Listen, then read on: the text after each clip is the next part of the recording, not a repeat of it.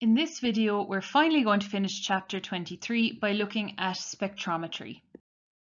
We've already had a good look at mass spectrometry, and now we are going to look at infrared and ultraviolet spectrometry.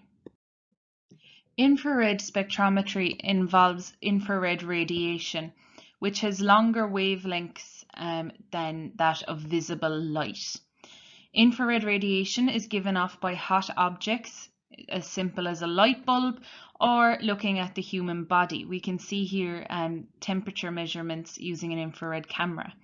These are also useful in finding survivors of earthquakes and building collapses.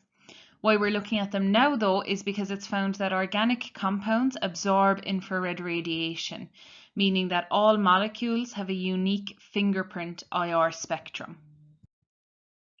The process for obtaining this spectrum is that IR radiation is passed through the sample that we want to analyze, and an absorption spectrum is obtained. However, you'll notice that fixed frequencies have been absorbed. By analysing the spectrum and each trough where the IR radiation was absorbed, we can identify particular bonds within the molecule using a database and therefore identify the molecule.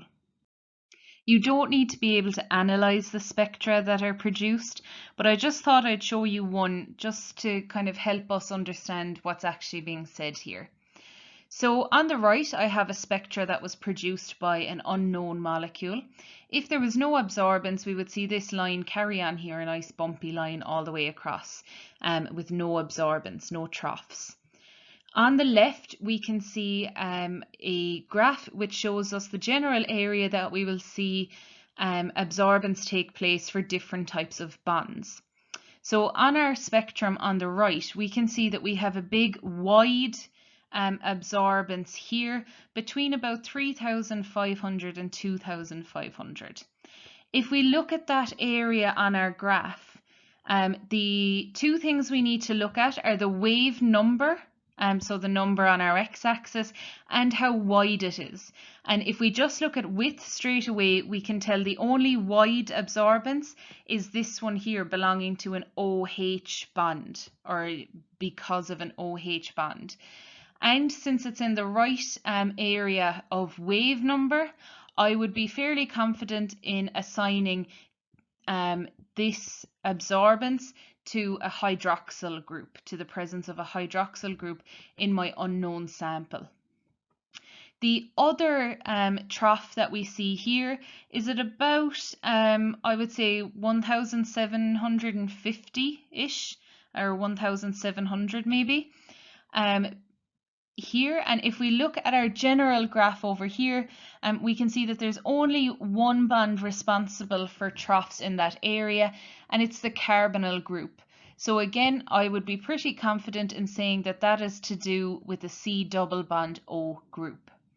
And if we think of the molecules that we have that would contain both of these, we would be able to identify that as a carboxylic acid group. That would have a C double bond O and an OH group in there. And in fact, this is adapted from your book, and this is the spectrum for benzoic acid. So that's how the IR spectrum is used to identify molecules. The other type of spectrometry we have is ultraviolet. So UV light has a shorter wavelength than visible light, and the uses of this spectrometry is to detect the presence of functional groups and to measure the concentration of organic compounds. And it's mainly that second point we're focusing on here. So the principle of ultraviolet absorption spectrometry is that absorbance is directly proportional to the concentration of a substance.